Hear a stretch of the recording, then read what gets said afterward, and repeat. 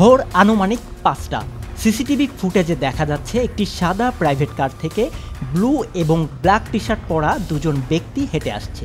অন্যদিকে তার পরদিন ১১ই আগস্ট সকাল ১১টার দিকে একই প্রাইভেট কারের ভেতর থেকে দুজন অজ্ঞাত ব্যক্তির মরদেহ উদ্ধার করা হয় হাসপাতালের বেসমেন্ট থেকে।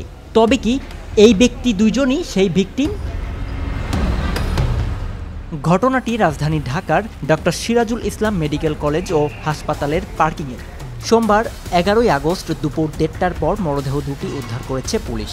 বিষয়টি নিশ্চিত করেছেন ঢাকা মহানগর পুলিশের মুখপাত্র উপপুলিশ কমিশনার মোহাম্মদ তালেবুর রহমান। তিনি বলেন, doctor Sirajul Islam medical college ও হাসপাতালের পার্কিংয়ে থাকা একটি গাড়ি থেকে দুটি মরদেহ উদ্ধার করা হয়েছে। প্রাথমিকভাবে মরদেহগুলোর নাম পরিচয় জানা যায়নি। এ বিষয়ে বিস্তারিত তথ্য পরে জানানো হবে।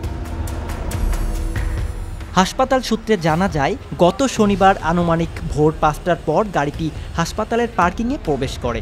গেটে কর্মরত নিরাপত্তা কর্মীরা জিজ্ঞেস করলে বলা হয় গাড়িতে রোগী আছে। তবে দুদিনেও গাড়িটি বের না হওয়ায় হাসপাতালের সিকিউরিটি ইনচার্জ মিজানুর রহমান গাড়িটির সামনে এসে ভেতরে দুটি মরদেহ দেখতে পান।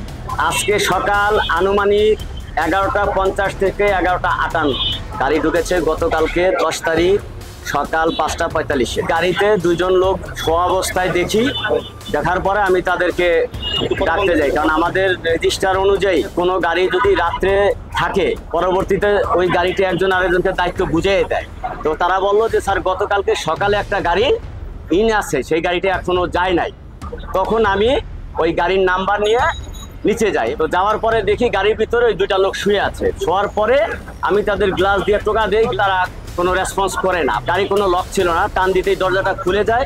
ভিতরে তাদেরকে ডাকতে থাকি। এক পর্যায়ে আমার চোখ পড়ে পিছনের সিটে যে শুয়ে আছে তার কপালের উপরে ফোসকা পড়া এবং হাতে ফোসকা পড়া। আনুমানিক ১২টা ২ বা ৩ মিনিটে আমি আমার অথরিটিকে বিষয়টা জানাই। প্রত্যক্ষদর্শীরাও জানান, doctor Sirajul Islam medical college ও হাসপাতালের পার্কিংয়ে বহিরাগত গাড়িও পার্ক করা হয়ে থাকে। সুতরাং পার্কিংয়ের সিসিটিভি ক্যামেরার ফুটেজ বিশ্লেষণ করলে আসল তথ্য পাওয়া যেতে পারে। এখানে বিভিন্ন রকমের গাড়ি আনাগোনা থাকে বা তারা পার্কিং করে রাখে, এখন সেইখানে কেউ কিনা সেটা এখন স্পষ্টভাবে বলতে পারতেছি না। তো গাড়ি যদি ঢুকে থাকে অবশ্যই সেটা সিসি ক্যামেরাতে ধরা পড়বে যে কখন আসছে বা কখন গাড়ির সাথে কে কে ছিল। গাড়ি তো একা একা আসে না, কেউ না কেউ তো চালায় নিয়ে আসছে, আর যে চালায় নিয়ে আসছে সে তো বের হয়েছে। অবশ্যই কাউকে না কাউকে তো আইডেন্টিফাই করা যাবে সিসি। আর দারোয়ানদের কাছে বা গার্ডদের কাছে এটা ইনভেস্টেড থাকে যে কোন গাড়ি কখন ঢুকলো বা কোন গাড়ি কখন বেরোলো, এটা একটা বিষয়। আর রেন্টেকারের অনেকে এইদিকে আপ ডাউন করে, কারণ যেহেতু এখানে মানে বাংলাদেশের বিভিন্ন জেলার থেকে লোকজন আসে, তাদের রোগী পরিবহন, রোগীর আত্মীয় স্বজন পরিবহনের ক্ষেত্রে এইসব গাড়ি ব্যবহার করা হয়ে থাকে। তবে এ বিষয়ে doctor Sirajul Islam medical college হাসপাতাল কর্তৃপক্ষের কোনো আনুষ্ঠানিক বক্তব্য আমরা পাইনি।